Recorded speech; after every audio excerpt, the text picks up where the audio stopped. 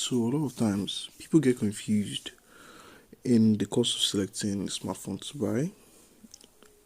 So in my case, for months I've been thinking about getting a new smartphone because the one I use currently is becoming obsolete. It lags sometimes, and I get pissed off due to low storage capacity. It's just annoying. Sometimes, I'm probably working on something and the app just crashes just because I don't have enough storage to. And also it was running on a 2 gigabyte of RAM, which is really low. I was limited to the kind of apps I could use and stuff. Um, so I started monitoring and observing the releases of these smartphone manufacturers: Redmi, Xiaomi, Samsung, and the iPhone. So, from my observations, I noticed there are most of these budget smartphones released by these manufacturers are not different in terms of their processors or their storage or their battery capacity or their cameras. Almost all of them pack the same features and specs. It's just like the brand name and the device name are just different. They're basically the same thing, having just slight differences in um casing and their packaging. So um 3 to 4 times I just kept on within in a day. I could just like maybe think about what phone should I get. 3 to 4 times every single day I see people phones. I just ask, "Yo, okay, yo, how much did you get this phone? Where did you get this phone?"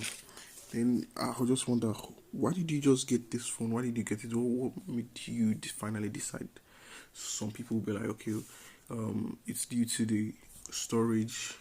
It has the last time. All they need from the device is just storage. All they need is just the battery, strong battery. But I needed a device that had a strong battery, a large storage, and all in all, it should be a good device. So the flagship devices that are released by these smartphones was just very expensive. Some were costing up to 5 times above my budget. So, and I'm just a veterinary medical student. I don't work it, so I literally don't have a standard or a stable source of income. Just hustling here and there to just support myself.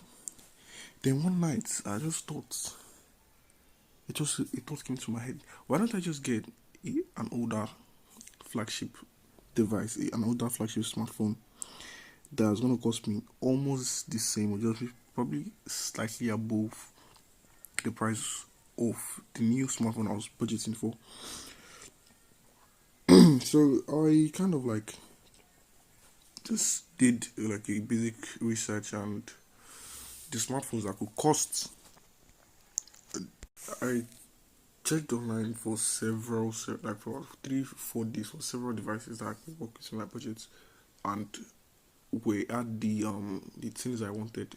It had a good processor, good cameras, and strong battery, a fairly strong battery, um, a good processor, a decent screen. I didn't want to continue using the IPS LCD screen that my previous device was using, so I knew what I wanted. Then I just said I saw about the devices I was to select from was the S9, the S9 Plus, the Redmi Note 11, Redmi Note 12, and finally the Poco F2 Pro, which was the more recent device among all.